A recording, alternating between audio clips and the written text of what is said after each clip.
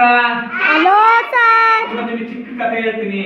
ಒಂದು ರಾಜದ್ದು ಕುದುರೆದು ಕೇಳ್ತೀರಾ? ಒಂದು ಊರಾಗ ಒಬ್ಬ ರಾಜ ಇದ್ದ. ರಾಜ ಕುದುರೆ ತಗೊಂಡು ಕಾಡಿಗೆ ಹೋಗ್ಬಿಟ್ಟ. ಕಾಡಿಗೆ ಹೋದಾಗ ಅದು ತುಂಬಾ ಚಳಿ ಇತ್ತು. ತುಂಬಾ ಚಳಿ ಇದ್ದಾಗ ಏನಾಯ್ತಪ್ಪ ಅಂದ್ರೆ ಒಂದು ಡೇರೆ ಹೊಡ್ಕೊಂಡು ಒಳ ಕುತ್ಕೊಂಡಿದ್ದ ರಾಜ. ಕುದುರೆ ಮಾತ್ರ ಹೊರ ಬಿಟ್ಟಿದ್ದ. ಕುದುರೆ ಬಹಳ ಚಳಿ ಆಯ್ತು. ಕುದುರೆ ಕೇಳ್ತು, ಕುದುರೆ ರಾಜ ನನ್ಗೆ ಚಳಿ ಆಗ್ತೈತೆ, ನಾನು ಒಳಗೆ ಬರಲ್ಲ ಅಂತ. ಬೇಡ, ನಿಮ್ ಕತ್ತು ಮಾತ್ರ ಇಡ್ಬೇಕ.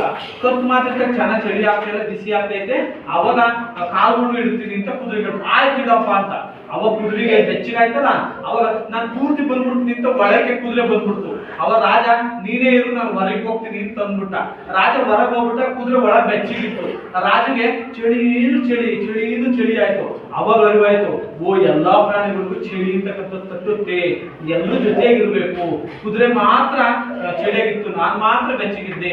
ಹಾಗಾಗಿ ನಾನು ಕೂಡ ಬೆಚ್ಚಗಿರ್ಬೇಕು, ಕುದುರೆನೂ ಕೂಡ ಬೆಚ್ಚಗಿರ್ಬೇಕು, ನನ್ನವರು ಕೂಡ ಚೆನ್ನಾಗಿರ್ಬೇಕು ಅಂತಕ್ಕಂಥ ಭಾವನೆ ರಾಜನಿಗೆ ಬಂತು. ಆಗ ಅರಿವಾಗ್ತ ರಾಜನಿಗೆ ತನ್ನ ತಪ್ಪಿನ ಅರಿವಾಯ್ತು. ಅರ್ಥ ಆಯ್ತು ಮಕ್ಕಳ? ಸಣ್ಣ ಕತೆ ನಿಮ್ಗೆಲ್ಲ ಅರ್ಥ ಆಯ್ತಲ್ವಾ?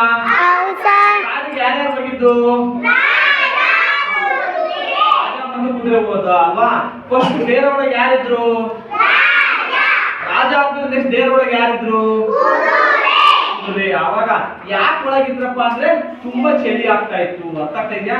ಅದಕ್ಕೆ ನಾವು ನಮ್ಮ ಕುಟುಂಬ ಎಲ್ಲರೂ ಇರ್ತಕ್ಕಂಥ ಎಲ್ಲರೂ ಕೂಡ ಚೆನ್ನಾಗಿರ್ಬೇಕು ಅಂತಕ್ಕಂಥ ಭಾವನೆ. ಈ ಕತೆ ಅರ್ಥ ಆಯ್ತಾ? ಸಣ್ಣ ಕತೆ ಕಥೆಯಿಂದ ನಿಮಗೆಲ್ಲ ಖುಷಿ ಆಗ್ತೈತ್ಯಾ? ಎಲ್ಲ ಸಮಾಜ ನೋಡಿ.